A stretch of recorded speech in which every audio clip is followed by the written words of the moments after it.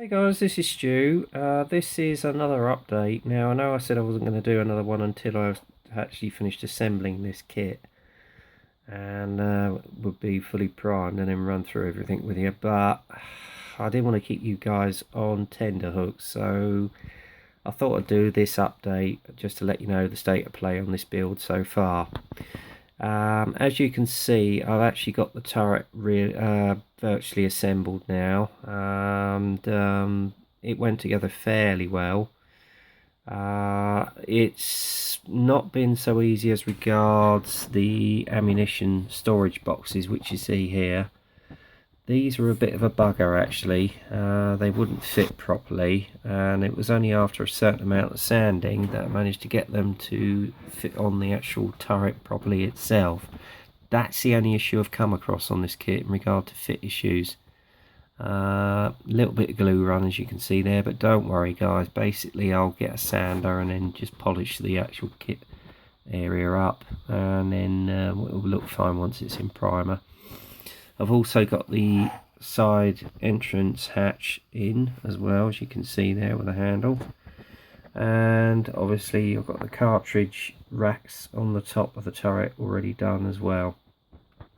So that's how far I've got with it. I basically did the turret in the course of this evening.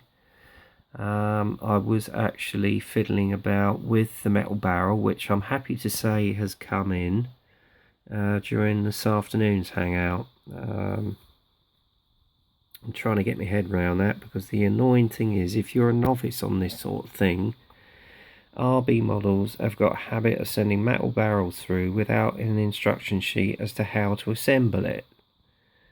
So please, RB models, in future, can you just send us novices who haven't a metal barrel before an instruction sheet? Thank you. Anyway, as I say, this build is taking a little bit longer than I anticipated. It's partly my own fault, because I should have ordered all the extras in before I started it. So, mental note to self, when you build an armor kit, make sure you got all the extra aftermarket accessories. Doh! But as I said, this isn't going to be a hurry build. It will be done when it's going to be done. It's my own personal build. It's nothing to do with group builds or SIGs or anything like that. Okay.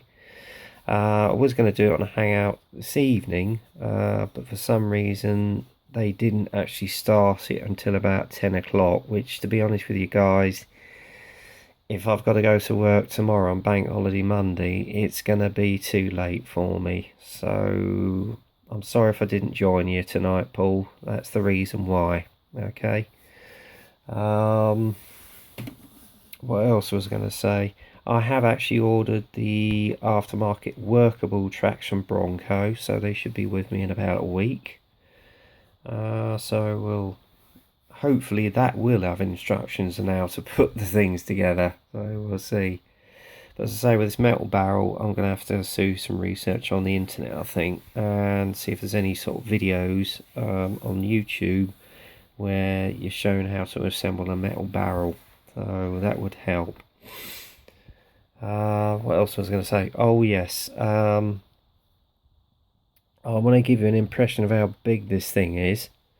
If I just push the turret around to the front, I'm going to put my Tiger right next to it. Okay, and this will give you an impression. I mean, the Tiger's quite a big vehicle. There you go. It virtually dwarfs the Tiger. It basically, and by the time I get that barrel on, it's going to make it look like a Panzer I. In size to comparison of the size of the vehicle, but there you go. So there you are.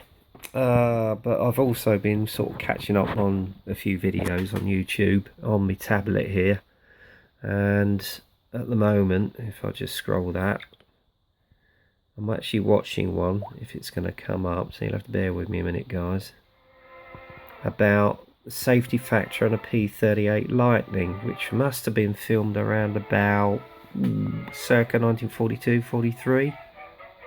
This is great. I love these old films. Everybody feels a little sorry for pilots just starting to fly single-seat fighters. Brilliant stuff. It may be old, but it's great. There you go.